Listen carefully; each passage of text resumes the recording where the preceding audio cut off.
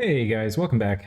This is Lucid, and we're playing Late Age Relay, and we've got a big friggin' turn for you here. As you can see, we have cast Eyes of God with Bubbles, ruler of space and trailer parks, and homebrew beer bottles. So we were successful in casting it. We overwrote Lemuria casting it.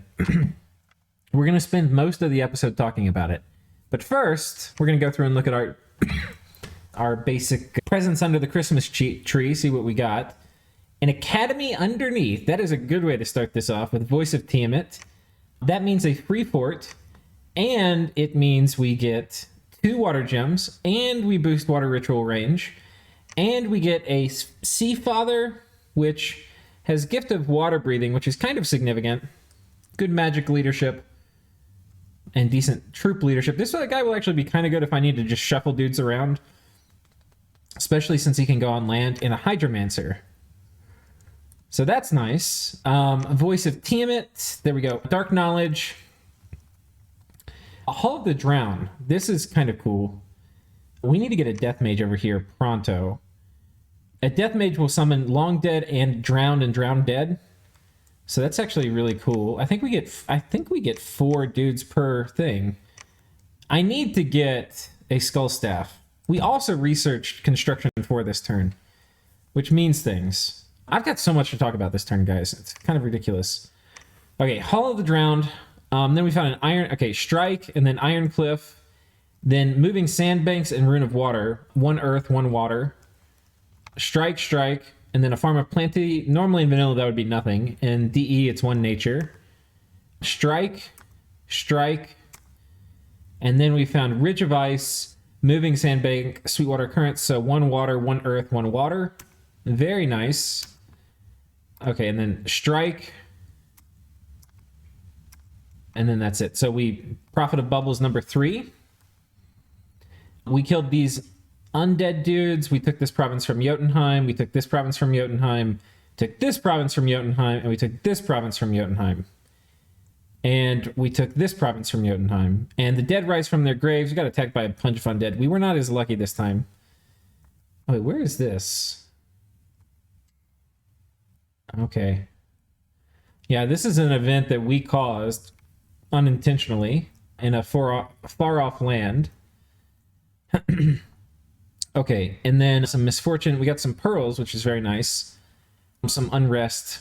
It went down and tax went up, which is very nice. And then we got attacked. So this actually, I think we had a fort going up here, or this was a fort. Where is this? Obsidian Waste. Yeah, this is our fort here. So they got walloped. Here, they actually kill us. This is one of the provinces on that island by my cap. And that's another one of the provinces on the island by my cap. We lose both those, which is a bit annoying. And then here, we managed to hold. This, I think, was a fort going up. Yeah.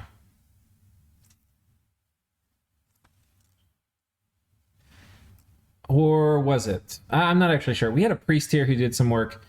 We managed to hold this one off. We got attacked by undead again. Hold this one off. We got attacked by undead again. This was a fort. You can see the scout here. This one, though, we were not successful. So this was right here on Valanis. And, yeah, so we actually did better than I thought. I thought we lost more of those. But it looks like... Oh, we did. Yeah, we lost... We didn't lose many of the underwater ones, but we lost the ones on land. Over here. So that's a little annoying. But these are, like, super low-value provinces. They don't have any sites. We haven't site searched them super well, but anyway. Okay, so that's that. Those are the happenings of the turn. Now let's talk about the real meat and potatoes of this turn, which is the score graphs. Because we have, first of all, we can zoom out. We can see the whole dang thing. You can see there's a lot going on in this. I mean, holy shit. Look how busy this is as a picture. I don't even know if on YouTube you'll be able to see all the detail. Look at all this. Look at all of this goddamn craziness. The dragon's dead yet? Nope, they're not. Okay, they've cracked this one. I wonder if we can see through there. Oh man, this one might be in range. We might be able to watch this battle. I kind of want to see it. Let's see if we can hook that up, actually. This one connects to here. Let's see if we can have this guy do it. I'm not sure if it's in range. It would, like, just barely. I bet you it's 5. Oh, it's in range. Shit, yeah. All right. So we'll get to see this battle. I do want to see this. So we'll look at score graphs. I want to just talk a little bit about what's going on first.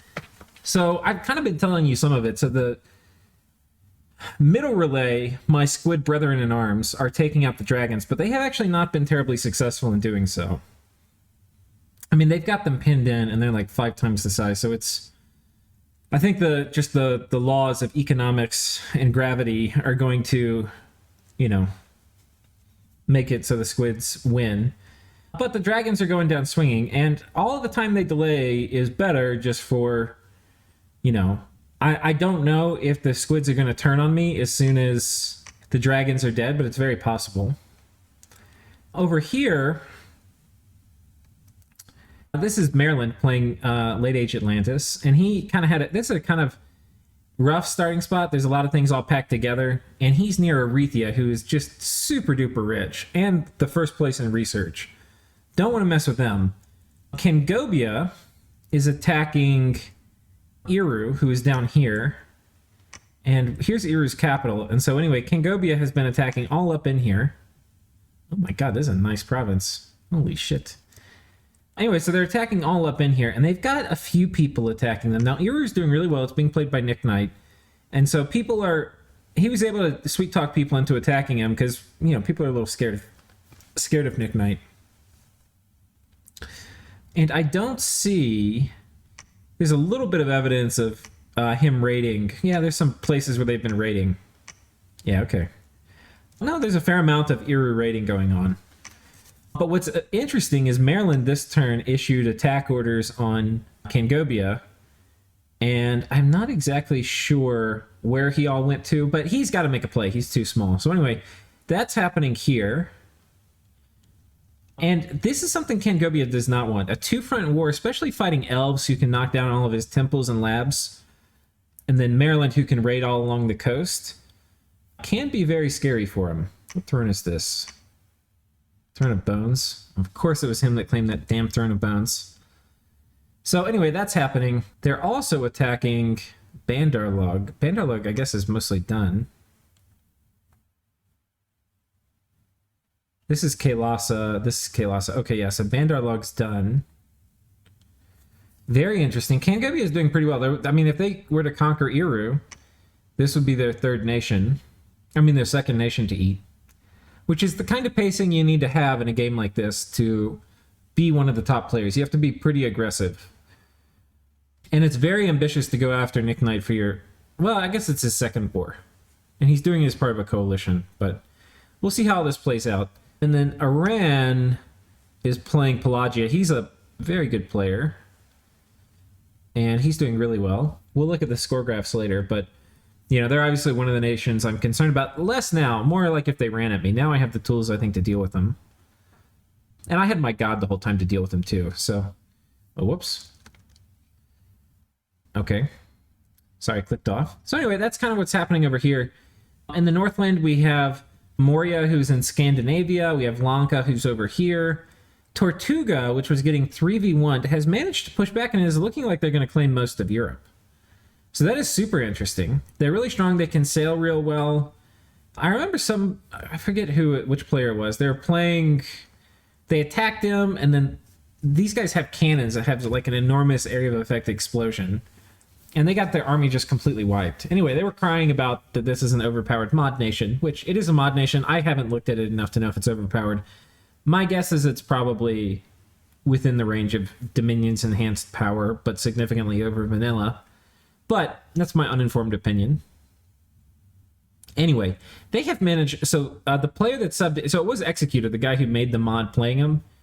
But the person who lost attacking him cried about him playing his own overpowered mod nation.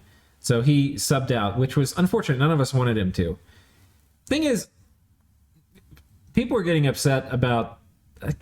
talking about how a nation's imbalanced in a game this big is just a big part of it, you know, because it's Dominion's enhanced, there's other nations that are added to it. There's a bunch of weird balance issues. There's the balance issues in Dominion's enhanced itself, like the generic stuff, not just the nation specific.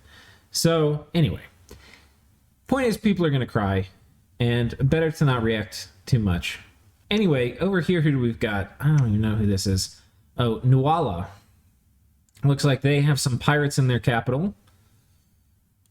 Down here we have the Mechanites, who seem to be doing okay. Who is this? Oh, Diamondula. Oh man, this would be a cool place to watch too. So Nick Knight was finishing off these guys, but so far hasn't been successful. I don't know if this is the first time to crack the fort, but I really want to watch it. Anyway, that's basically what's happening over here. I'm not actually very involved in any of the Diplo. I've just been asking people what's been happening to follow it all. The only part I'm interested in is the Water Nations not coming up and attacking me, because that would... I think I could actually survive it now, but it would be annoying. It would slow me down. Oh my god, I didn't see that. That's so cool. A little ship floating there. Where does this ship go? Not really anywhere. Okay. Okay, so that's that. Over here, this is Fall of Sarl, and we can see Lady Jolm actually has a big presence over here. Zabalba's over here. Hinnom is over here, but he's got bats on his capital, so that doesn't bode well for him. And I think there's a big Anonqui pack on top of Abyssia over here, so that is happening. And then Zabalba, this is where they started off on Lomog,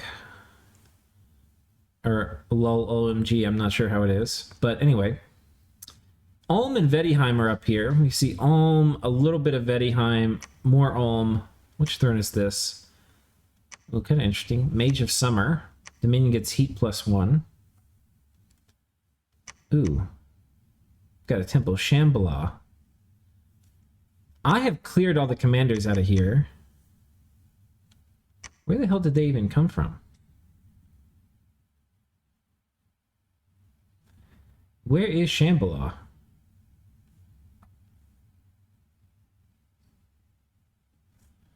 I think they must be about dead. That must be like their only province left. Let's take a quick look.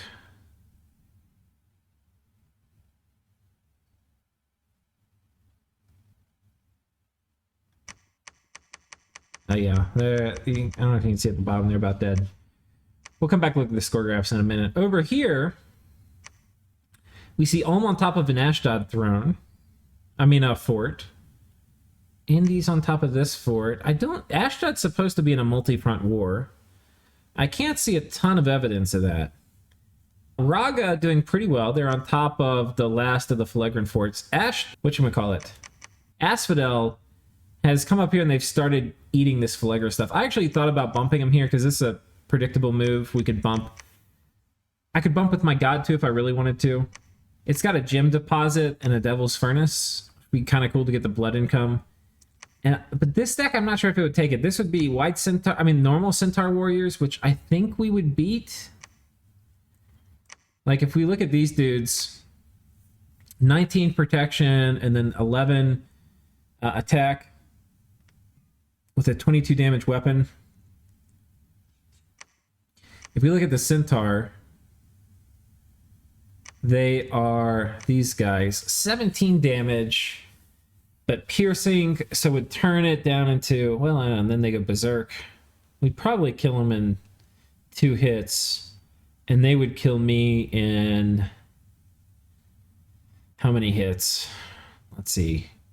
Let's say the first hit is just like that, so it's going to take my 19 protection, it's going to turn it down to like 14. So the first hit will be like 3, and then it's probably going to get the berserk for the second hit, which will probably be like 6. It does have pretty high defense, though.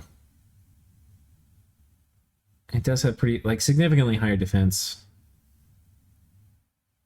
So it would probably take like 3 hits to kill me. I don't actually like that. We could maybe win, but I don't know if it's really worth it.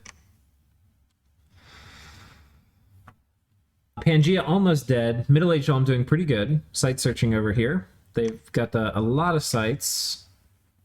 Ooh, the Cornerstone increases order. We're not going to sit here and look at all their sites. They've got the Crystal Throne, though.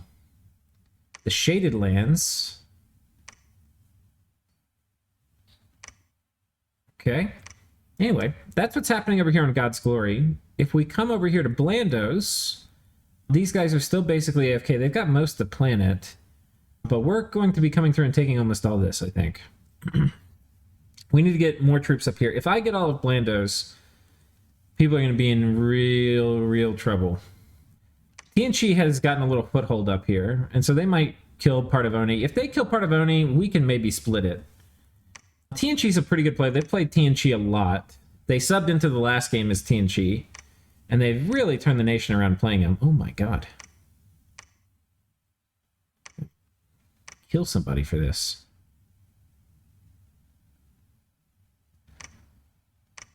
Huh. Anyway, TNC's doing pretty good. Anything else to cover up here? Not really. Oh, this is a Yomi fort. Okay, so I didn't realize it. It sat on top and then they ran past it. There's a pretty big Yomi army here. Looking like they might bust out. This is a really good province for Yomi to have, though, because it's a cave. Most of Yomi's stuff is going to have dark vision. So taking a fight here versus TNC probably would go pretty well. TNC can't get clay soldiers and stuff, which I think have dark vision. Over here, there's not much to see. Micklin has been very inactive. He does have the Throne of Pestilence, which causes death. And, well, you get death in your Dominion, which is not great. Certainly not a throne we're going to be aiming for. And if we get it, we would not claim it. The throne's down here. Let's see if this is indeed the Throne of Creation. This is a super big deal. This is a super big deal. So we're probably going to take this turn, which is indeed the Elemental Throne. This turn. This one we're going to leave.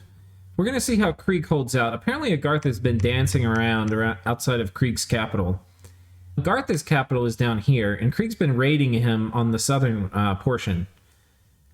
You know, what I could do, if I had a big enough force, which I kind of am starting to get, but I don't really have yet, we could push in and help kill Krieg.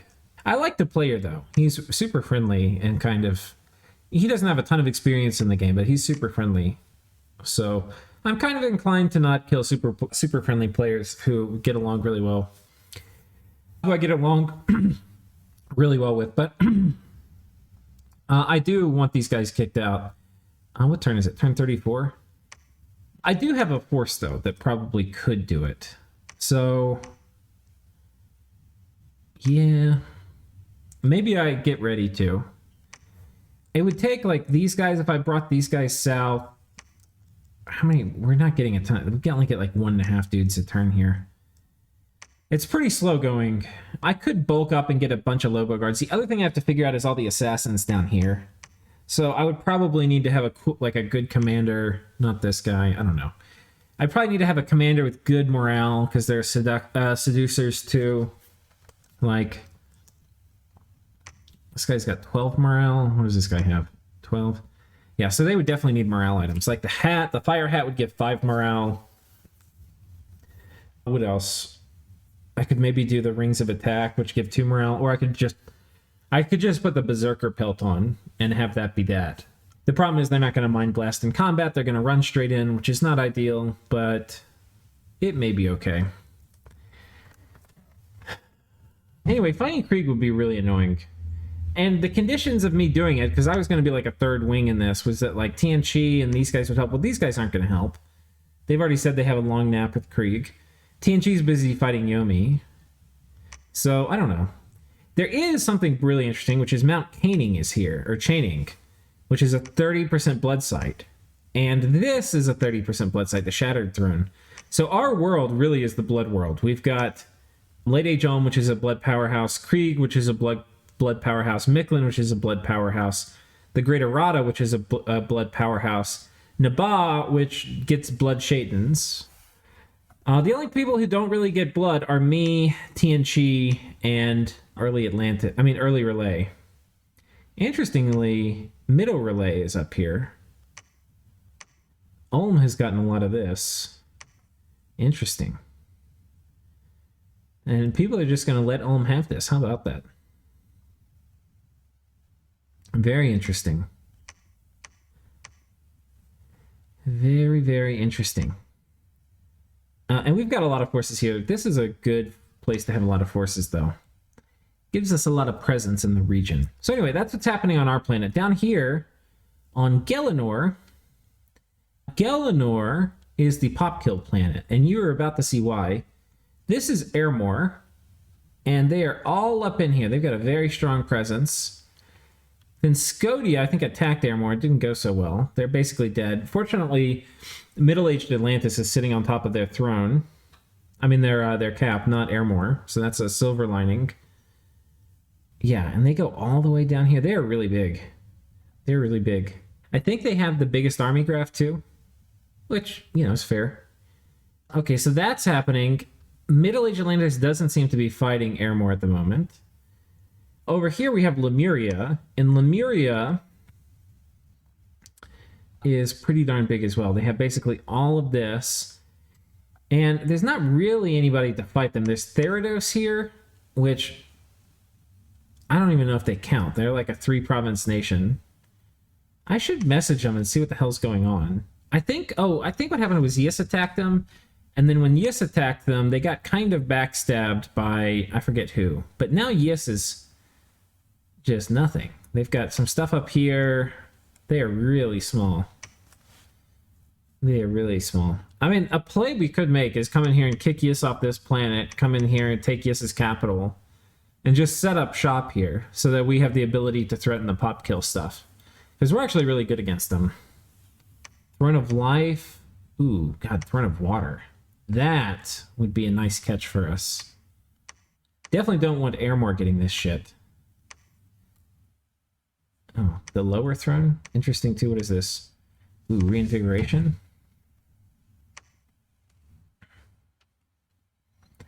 There's an argument to coming in here and just setting up shop. I think we would be the strongest underwater nation here. But there's so many things that would be good to do. We can't do them all. In terms of the land nations here, let's see what's happening. We've got Phaeacia, who's doing really well. We've got Lemuria on this capital. Apparently the land nations had talked about coordinating against the pop kill, and then it didn't really happen. And I forget who bailed on it. But once they bailed, then the other nations who were still in it were like, okay, well, screw you, we're just going to kill you. So I don't even know if that's what's happening, but it might be. And was doing pretty good. It looks like they're in a 2v1 right now. Looks not so good. And then the other reason it's pop kill is, of course, Therados' pop kill, but they look like a pretty marginal force. And I think this is late age Cetis. They are not pop kill, but they're an undead nation. Yeah. And then this is Dom Danielle, which, so Pelagia, I told you a little bit about this. So Pelagia came in here, Dom Danielle assassinated some of their dudes, but failed, which sucks for them. So Pelagia is just like, yoink, we're going to go sit on your cap. And yeah, so they're sitting on it now, sieging it down, from what I hear, pretty slowly. But Dom Danielle is not really a water nation. They're more like a land nation that somehow has to start off underwater, which is an extremely weird design. Well, it's weird in the sense that they can't actually defend themselves underwater. Hardly at all. So I'm not sure what they're going to do about that. Anyway, but they've got a pretty strong land presence, and they get Shaitan and stuff later. So this will be interesting. And they've still got a bit more territory to lose, which I'm sure they will. Actually, they've got a lot of territory to lose. It's going to be very, very sad for them. So anyway, that's this planet. And then over here on Silent Seas, there's basically Ubar has been getting 2v1'd.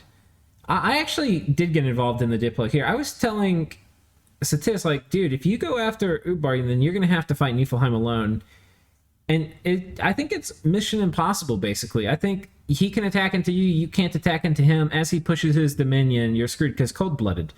You get so screwed by cold-blooded. It's just ridiculous. Looks like Ubar has Indies on his cap. It's a bit of a zinger. He has managed to steal some of these guys. Ubar has managed to basically mount a successful kind of defense here, but he's in pretty dire straits. Niflheim has a lot of these thrones. Which one is this? Oh, Misfortune? I'd like the pearls, but I do not really want the Misfortune. Which one is this one? Throne of Beasts. Get Animal all? These thrones are not really a reason to be here. I don't know. We were thinking about, and we're still thinking about, coming over here and taking Silent Seas, setting up camp in the water. We think about so many things, but sadly our means of violence are limited, so can't do much. Over here, this is a really interesting thing. This is new from when the map got redone. And yeah, we've got Arethia with the post over here. We've got Man, who is up here, has most of this sort of southern stuff. This looks like Kangobia has a lot of this, actually, or a fair amount. Man is fighting Kangobia. Interesting. Over here is 4th Age Phalegra. There's a 4th Age mod made, I think, well, it's made by a bunch of people, but I think the ringleader on it is Tired Taleteller, and he's got a Discord channel you can go check out for it. But anyway, this is one of the nations from there. I don't really know the first thing about it. I've like kind of looked at the mod, but I couldn't tell you anything. Anyway, they're doing pretty good. They've got a pretty big foothold up here. And that's basically, just so you know, that's like an overview of all of the shit that is happening. And there's a lot of it. Did we talk about Valanis? We didn't really talk about Valanis. Vedheim looking rather strong. They've got a lot of stuff. Utgard has been beating down here. He's now eating a lot of the Barato stuff that was being eaten by Jotunheim. Alkera has been in a 2v1 against Tartary and Vanheim. And apparently they've been doing an excellent job holding the line. They've killed a bunch of Vanheim stuff. So we potentially could come in and take this island. And we have a big army here to potentially do that. But I have a nap with these guys, so I would have to end it, which... That's a 2-gem site, damn. So anyway, we might need to go over there and do that. What throne is this? Ooh, throne of bureaucracy. That the conflict bonus could be nice. Could be real nice. Which one is this? Ooh, magic resistance. I kind of want that. I definitely don't want somebody else getting it, because then I can't enslave all their dudes. And which one is this one? Oh yeah, attack skill and morale. You know what I want to figure out is where's the throne of goddamn sorcery? Because I kind of want the thaumaturgy throne. I also need to figure out where... So there's a bunch of... I'm not going to sit here and do this while it's on screen, but these are the things... I've got a map I've been making of all the places with site discounts. This obviously is a pretty nice one. And then the Mount Chaining one. I don't think there's many on our planet, but I have to go through and check. Anyway, that'll take a bunch of time. But yeah, so let's look at the graphs. So the graphs... Here's the province graph, ladies and gentlemen. This is what Papa Squid has been doing for you. Look at all this. I mean, look how ridiculous this is. Like, we were, first of all, top of the pack for normal expansion. Like, coming out of year 1, which is about where this is, it's like turn 10, we were top of the pack. By the end of year 1, we were first by a margin. By the end of year 2, we were almost double everybody. We were like 40% above the next best player. And then, or this is about halfway through year 2. By the end of year 2, which is like here, we're double everybody. And now we're probably 3 times the size of people. We are an absolute goddamn outlier. And it all had to do with controlling that jellyfish. That was the thing I realized through testing. It's like the whole map comes down for underwater nations. Who controls the goddamn jellyfish? We went there turn 3. We built forts. Immediately, we traded our gems to get those forts early, to get gold. And then we expanded from there and controlled Valanis underwater and God's Glory underwater. Forts. Well, okay, who's next? This is Late Age Ulm, who's my neighbor, actually. This is Kailasa. Next is Lemuria. And next after that... Not Tianchi, it looks like Tianchi. Oh, wait, no, that's Lemuria. Wait, who am I looking at here? Oh, Pelagia. Middle-aged Pelagia. And then I think it's Niflheim next after that. No, it's not Niflheim. I'm not sure who this line is, but those are the front runners. I think Nick is pretty high. He's like 6th place, maybe 7th. For forts, we're still number 1, but barely. I didn't actually think we were going to be number 1 in forts. I thought the pop kill nations would be ahead of us. We're right here. The next best is Lemuria, and the next best after that is Kailasa. And the next best after that is Pelagia. And then I forget, I think this actually is Chikau or whatever, this next one. Yeah. So anyway, those are the forts. For income, we're number 1 again. I did not think we would be. Now, Arethia, you're not going to see in a lot of the charts. They're kind of hidden on the graphs, but they're the real income leader. They're getting probably 4,000 to 5,000 gold a turn from gem alchemization. And yeah, they're looking awfully sharp. Awfully sharp. So this is, oh, who is this? I think this was Kailasa. I think this next person for income is Middle-aged Olm. Middle-aged Olm's in a very strong position for income. And then late-age Olm is right after them. Jim and, oh, yeah, I don't know. Who is this? I have it all written down in the, because I posted all this to the game channel, so everybody saw all of this. Gym income, we are doing very well. I'm actually surprised at how well some other people are doing. I thought we'd actually be a little farther ahead. But Asphodel, number 2. This is middle-age and late-age Ulma again, I think. Late-age Ulma, I guess, with the slightly better gym income. The good thing is these people who have high gym income are my neighbors. And I think we're going to kill Asphodel next, after we get some basic stuff done. Research, this is Arethia. This is where they're number 1, as I called out. But they are about to be passed by Ulm. With the power of quills and lanterns, they're about to be passed. Next up in the chart is, oh god, who is this? Fascia, which I did not expect, but Fascia is like a boss number 3. Next up is End. End is, where are you, End? Little shepherd staff thing. There's End. They're kind of next, but we actually just passed them this turn. So we're actually right behind that. So we're technically in 4th place, but we're in a somewhat distant 4th. We're like half, we're not quite half, we're like 60% of the research of the other guys. Next up is Dominion. And Dominion, Lemuria is number 1. We're number 2. Niflheim is number 3. This green, I forget who it is. That's Asphodel, I think. Yeah, Asphodel is number 4.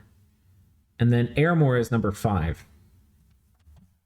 So Planet Popkill is looking very pop-killy right now. Army size, we've got Lemuria is pretty big. I'm number 1, actually, which I did not expect. Airmore is number 2. And my free spawn is actually pretty low quality, especially compared to, like, Airmore. So Airmore actually probably has the strongest armies in the game right now. But very hard counters Airmore. Like, the skeletons do nothing, basically, against ghosts. And Lemuria can use mages, Airmore can't. Lemuria can do Wither Bones against lictors. Yeah, it's basically a really hard time for Airmore. I think Lemuria will take over that whole planet, unless they really just misplay. Airmore, you can see how they're feeling good about themselves, but I just think that's a little bit of naivete. You can't... Airmore versus Lemuria is just... It's such a one-sided matchup, in my opinion. In terms of research, I wonder who's ahead of them. I mean, Airmore's supposed to have, like, one of the worst researchers in the game. So Lemuria is, like, middle of the pack, like, dead middle. This is the other reason they should lose, is Airmore should be, like, bottom of the fucking pack. Like, dead bottom. Here's Airmore. Yeah. They're really low. They're like at least 3 times less than Lemuria. And I think the gap will get wider. It's so hard to research with Airmore. And so, yeah, I think there's just so many reasons it's such a Lemuria favored matchup. So they're probably going to stay friends until they kill all the population, the living, and then Lemuria will eat Airmore, is my guess. We should consider intervention down here, but it's on a long list of things to consider. In the meantime, my plan is basically to eat Blandos. We'll get all of this, as much of Yomi as we can. Specifically, we're going to get this Fire Throne, which is amazing.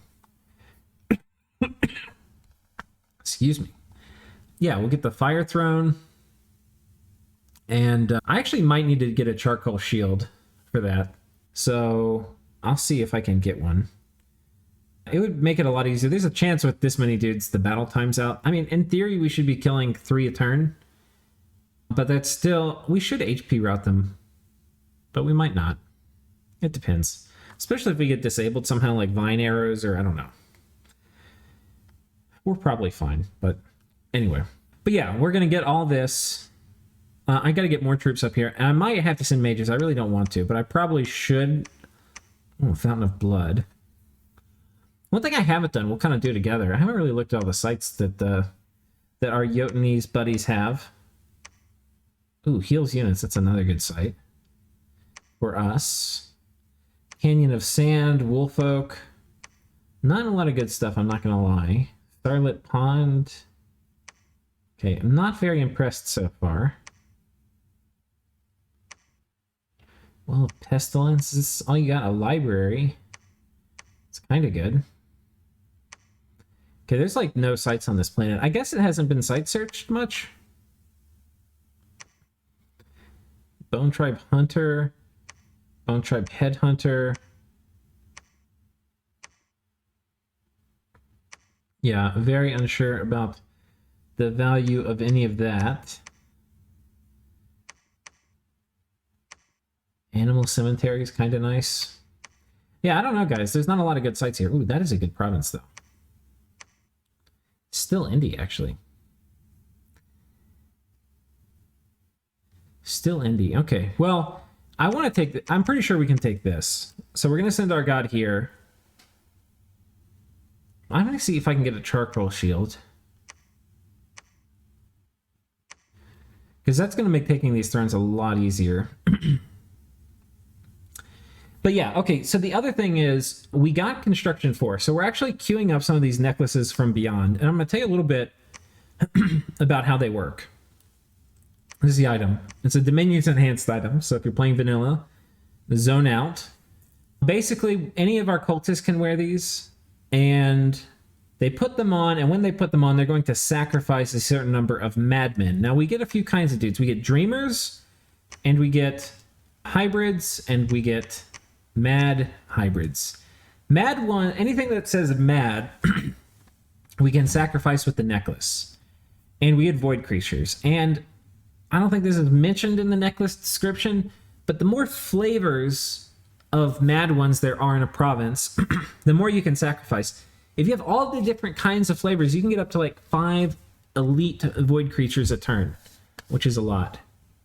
So we're going to need to be making them. One thing I didn't know, because I haven't been thinking about it, because my long-term planning skills are not great. We're about to get Thumb 5, which means we're going to unlock one with the Void. The thing I didn't know, this is where you sacrifice Dreamers. The thing I didn't know is that we don't have any goddamn Dreamers. I was like, oh, certainly we're getting a mix of Mad people and Dreamers. No! They're all goddamn madmen. They're all madmen. So I end up asking Loggy, because he is the best person ever, like if he knew what was going on, because he's looked at a lot of the free spawn mechanics for other nations. And what he said was he would look at it, and he did look at it. And what he found when he looked at it is that basically the mad ones, you get your candles times 10, and that's your percent chance of getting mad ones. So if we have like 5 candles, we're going to have a 50% chance of getting a big bucket of mad ones. For Dreamers, they're actually more rare. It's your candles times 5. So you should have half as many, but we don't have half as many. We have like almost none. So I'm not exactly sure there, but it could just be we're unlucky. But the good news is, and this did bear out in the test game where I kind of went to check, is that if we get our candles high enough, we should get Dreamers. So I don't know if there's some... weird math going on. Like, I wonder if it's candles. Anyway, there's some formulas. He probably put it on the wiki page. But yeah, there's some weird stuff going on. Because we're not getting any, which doesn't make sense. I've got an idea what it might be. Anyway, I'll ask him about it. But point being, we need to get our Dominion up. And the other point being is, because we have no dreamers, this idea of like, these are like the only dreamers I have on this whole goddamn planet are these human ones, which are not amphibious. And the only way I'm going to be able to sacrifice them in the void portal is if I do we're making one of these, actually. I forget what we're making. We're making the Sea King's Goblet so we can carry dudes underwater, and we're putting a whip of command on the dude. And then we're going to put these guys and we're going to carry them down here. And they're going to go suicide like good little dreamers should. But then how do we get rid of the madmen? The madmen we get rid of with necklaces. So we're doing that, but the thing is, because I don't have any dreamers, why am I going to build more portals of the void when I can't even feed one goddamn portal of the void? Well, one answer might be that I want to do more void summoning, and that would actually be a good answer, because we've gotten our first guy set up with the void summoning kit. He's got a coral sword, which is optional. He's got a faithful, which is not optional, because it's going to give us luck and pretty good defense. And we've got a rabbit foot, which is going to give us twist fate, which very much decreases the chances that we get one hit killed by, some tentacles popping us. And we've got an elder sign. We already have void sanity, but the more void sanity we have, the less chance we have of losing our mind or getting lost in the abyss or disappearing for forever. So anyway, and this guy starts with void summoning skill 5. So hopefully we get a vastness or 2 with this dude. This guy is going to start casting it. Sablecat, who's my buddy in this, he was telling me that I probably should not use this guy for the void summoning, not because he's a cat mage, but because he's a death random. And we're going to want our death randoms to do the trapahedrons. Whatever. So the thing, those are construction 6 though, so we don't have it yet. But where is all this going? Why am I talking about all this stuff? Well, this is going over here. We are running down. We were going to go Thaumaturgy 7, right now, like straight to Thom 7. Problem with that is we don't have any goddamn dreamers to throw in our void portals, and we're not going to until we get more Dominion. Well, how are we going to get more Dominion? We need more money. How are we going to get more money? Right? Well, we either have to win wars, and we can take that money and then build temples and then get more Dominion, or we can control our unrest better. So the current plan is actually this. The current plan is, I think I'm going to start trading for fire gems. We are going to go to construction 5 first. And at construction 5, we get a spell, which is Erect Graven Idol. And this thing will give you a dude who is Fire 3, Air 1, and maybe another path like nature or something that I don't care about. But importantly, Fire 3, Air 1 gets us up with, he has 2 mist slots, and so we're going to have to make a Ring of Wizardry, and we're going to make a, whatchamacallit, we'll buy the Skull of Fire, the little fire death booster. We can also empower, potentially, to do it. I don't want to empower now because we're going to need those fire gems. But we cast Erect Graven Idol, and once we have done that, we can then cast another spell, which is hidden deep here in enchantment, and it's also a Dominion's enhanced spell. And it is Tower of the Heavens. And this gives us 500 gold a turn and 5 temple checks a turn, which are both significant. But most importantly, all friendly provinces will lose around 15 unrest a turn. Now, what this does not say, and what I will double check, but I assume is correct. Oh, wait, no, it does say. The dominion over your caster will greatly be increased, while unrest will decrease within your dominion. Okay, well, shit. Well, I've got to get my dominion there. But actually, it's fine. Friendly provinces will lose 15 unrest per turn. So we need to get our dominion spread anyway. But what this will do is wherever I have at least a trace of dominion, where my dominion is causing unrest, it's going to get rid of that unrest. And it's going to get rid of it at a rate higher than my dominion creates it, which means, well, it means a lot of things. But one of the things it means is we can preach our dominion really high.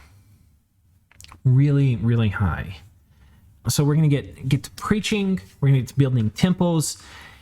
This will facilitate us doing the Dreamer stuff, right? Because if we have this, if we have this all set up and running, so we're getting a bunch of unrest reduction, we're going to get way more gold, probably at least 30% more gold. And yeah, we're going to get the bonus temple checks. We're going to get the bonus gold from this too. Yeah, it's going to be amazing, I think. We're going to be super low unrest. And then with all the extra money we have from doing all of that, well, we will have lots of temples. And once we have lots of temples, we'll have lots of dominion. And once we have lots of dominion, we'll have lots of dreamers. And once we have lots of dreamers, we'll have lots of pearls. And once we have lots of pearls, we will win the goddamn game. All right? So that is how we're thinking about it. Now, what that means practically is we're going to go construction 6. We're still going to get Thom 5. We're going to open up the gate. I don't know if there's any other stuff at Thom 5 that I particularly need. I mean, we get Soul Slay, which is really good for Rlyeh. I don't know if there's other things here. Telesthetic animation. Growing Fury, maybe. Visions of the Void, maybe. Gateway can be really good. That's super worth it. Yeah, so there's some stuff. But after that, we're going to go construction 6. Now, construction 6 is going to do a few things. 5, we get that the idol or whatever it is. 6, we're going to get Rings of Wizardry, and that's going to help us very much with path access. In fact, we were about to empower a dude to get a cell key, but I think we're not going to, because 1, I'm going to probably trade those air gems for fire. 2, we don't want to empower him, because we're going to have a Ring of Wizardry, and we can just cast Selkie with the Ring of Wizardry, and then that's that. And it's done. So we probably need to start saving up a little bit. We'll have it pretty quick. We actually are getting Thom 5 just barely. I squeaked out exactly which mage was doing what, so we have just enough to finish this, and it's 1,300 for the next one. So we'll hit Thom 5 this turn, and then after that, it's probably going to be 2 turns to Construction 6, and then after that, probably only 1 turn to Enchantment 6. And then after that, probably 2 turns to Enchantment 7. So we're probably only like 6 turns away. Yeah, probably only 6 turns away. Maybe less. Because our research is going up pretty quickly every turn. So I have basically that amount of time to build up fire gems to do a strong casting. Like, I'd like to cast it with like 200 fire gems so it doesn't get overridden super easy. Yeah. So that's the plan. I also need to get a Skull of Fire in that period. Yeah. And so we'll be trading gems to make that happen. The other thing that I think this is going to unlock is going Enchantment 7. Well, what is Enchantment 7 going to give us? Well, it's going to give us a bunch of things. We already have Anti-Magic. It gives us Solar Brilliance, which we can use against Asphodel, which would be very good. And we can Anti-Magic our own dudes and then put it up, and we're going to be not very likely to get blinded, and this will burn the undead bitches into cinders, which would be nice. For the non-undead stuff, well, Asphodel is probably, I don't know, one of the things you have to worry about with Asphodel is Foul Vapors, which got moved up to Enchantment 6, so he might not have it now, but he would probably have it in like 6 turns. And what that would mean is we would probably need to have Serpent's Blessing, which we could have. So that would be really good. Does this affect everybody? Doesn't affect...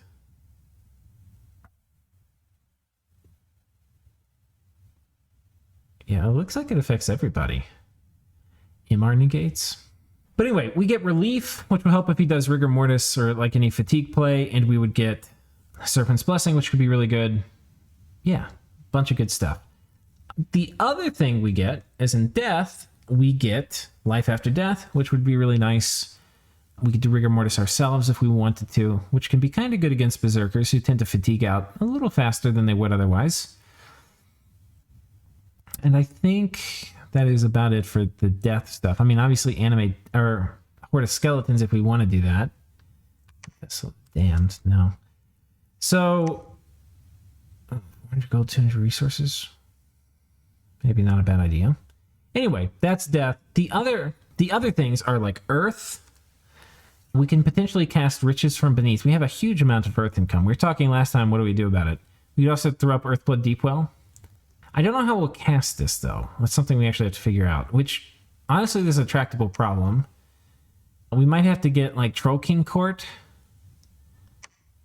which could be good. And we have a ton of Earth Gems. So we could stick our head up, like, as soon as we get 7 in Enchantment, we could stick our head up to 6 in Conjuration, grab Troll King's Court, come back down. We also potentially could do it with the Void Lords. If we don't want to do that, we can just wait and then run down here. Once we get these guys, the Lords of the Void, there's an Earth one in there, and he doesn't have item slots, but we can transform him to a Golem, and he'll have item slots. So that's a thing we could do. But yeah, the Earth stuff is pretty decent. You know, we could toss up Riches from Beneath. That would not be bad for us. Problem with controlling globals is they're pretty likely to get stolen from us. Just as how it is. I don't know if there's anything else here in 7 that I need to mention. Oh, we get protection from the Void. That's the other one I should have mentioned. This one gives us, basically, everybody gets Astral Shield, which can be really strong. Really, really strong. Especially if we have this go up with a guy with pin gear, like especially full pin gear. So like a guy with like 5 MR. Well, I guess it could be one of our Star Spawn dudes who gets the pin bless. And then he could have the kit of 5. So he'd actually be up to 6 pin, which would probably hit most of our dude, like most of our Meteorite Guard. So anyway, he could give it basically to almost everybody. And then it's going to be a bunch of Meteorite Guard with this. That would crush most things in melee. Because they get paralyzed, they're going to always get hit. It's really strong. So anyway, that's something we can do. The other thing is, I casually mentioned hitting Construction 6. Like, okay, we're going to get Ring of Wizardry. We're going to get some other stuff that'll be good. We'll get some Path Boosters. Yeah, it's going to be great. We also get the Trapahedrons, however you say it. And those things are sick. We can use those to just completely decimate enemy commanders. I mean, it is super brutal. So that's a thing we can do. And I think the plan, how it's unfolding, and it's kind of weird, just like how little things affect other things. You know, we have no goddamn Dreamers, Mad Ones. Until we get our Dominion up, we're probably not going to have a lot of them. So no need to rush into Thaumaturgy. We're going to finish conquering Blandos as quickly as we can. And then we're going to prepare to attack Asphodel.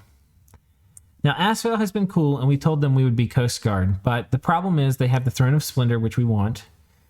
They have the second highest gem income in the game, which we want. Attacking them gives us basically no new neighbors, which is awesome. And our Sacreds with Awe are going to be super duper sick. And the research path we're taking is going to push us there anyway. Now, anything can change, and we're not making this move immediately. But we are going to we're going to start planning for it. The other thing that I think I should just mention, I know this is going on for forever. We're almost at an hour.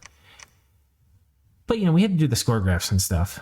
Is we're sending out a bunch of priests. We're trying to get our Dominion spread going rather fiercely. And we're getting 2 slave mages here. We're preaching here with this guy. We're moving these guys out. We're getting a lot of slave mages out to control our Dominion, to get it all spread. Once we get it up pretty high in our forts, we're probably going to start preaching with these dudes to get it up higher. I've also, last turn I did this after I recorded it, but I sent off a bunch of Earth Gems to Ulm. And they are going to send back 2 hammers. They're making them for me at the price of 16 Earth Gems each, which sounds kind of high, but apparently Boz went and changed prices to be hammers to be 18 gems, which is fine. Anyway, just random weird balance changes. But anyway, so we're paying 16 for them. Great, we're going to get 2 hammers. And that will add to our production of necklaces and to rings of water breathing and to the signs of the elder. So we're going to be doing all that. We're making another Thistle Mace so we can do more Haruspex casting because we've got a bunch of nature gems. And I think I'm going to take my nature and trade for fire. My air and trade for fire. I wanted to hoard these nature to do... It's funny again, the fact I don't have Dreamer changes so many things. I wanted to take my air gems and do Selkie castings with this air mage who's moving over here. But, well, you know, we're going to have a Ring of Wizardry in like 3 turns. So, Yeah, I do need to save up. So I might not... Do I do arcane probing still? I'm not sure. We might chill on arcane probing until I get... I may go and do it. I have to do the math. Wait, well, let's do it real quick. 1 turn, 2 turns. I think we'll actually...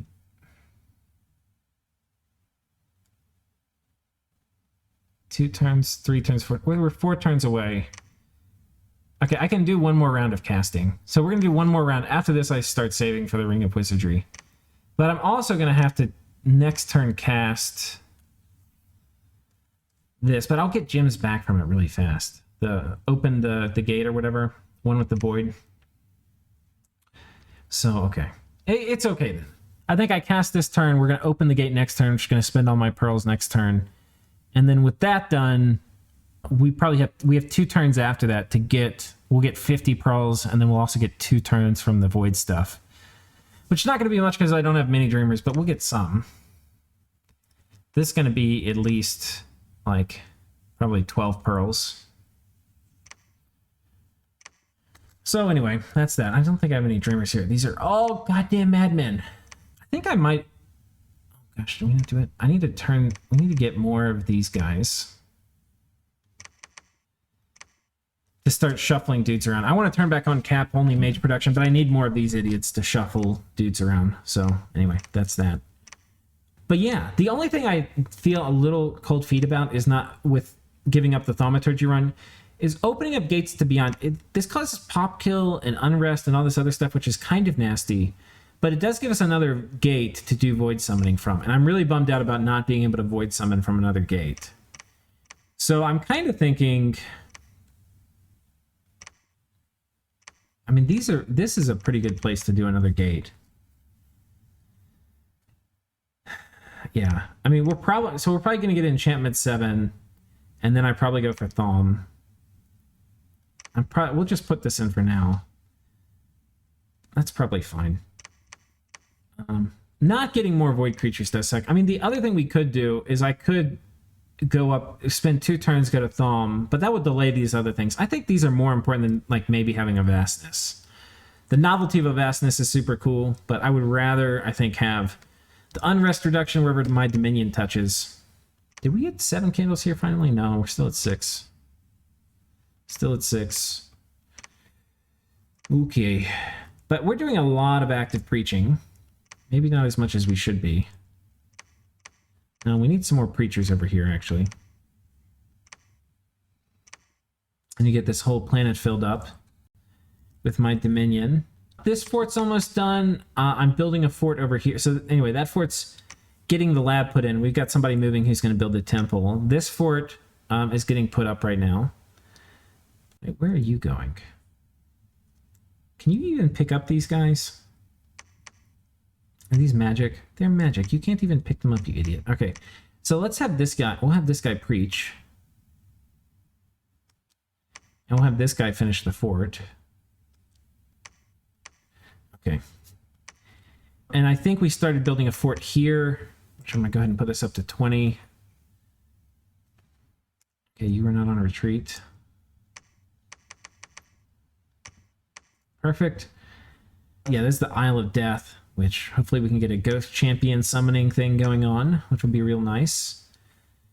I wanted to also get this army, which I have a small portion of it rolling out here to claim this back because it's a pretty valuable province. I wanted to have an army roll up here and start doing coastal raiding here. It's Utgard, but to do that, I need more leaders. So I'm taking a turn. We're getting a bunch more leaders. We're going to have one guy stay here on patrol, and he'll lead some other party out some other future date. And then one guy will pick up all the meteorite guard left here and roll out and, start raiding. So anyway, that's the plan. I'm going to pause it real quick and find the Throne of Sorcery, because I actually care greatly. Ooh, I have found it. Throne of Sorcery right here. So Thom bonus 30 would be pretty good. And it is on land. The only thing that sucks, though, which I was told, is that this can only be cast in my capital.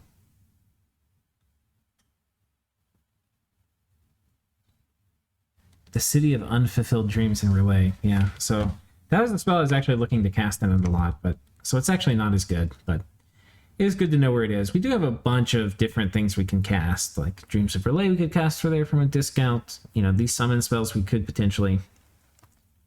Anyway, good to know it's there. There's also a blood thing somewhere over here.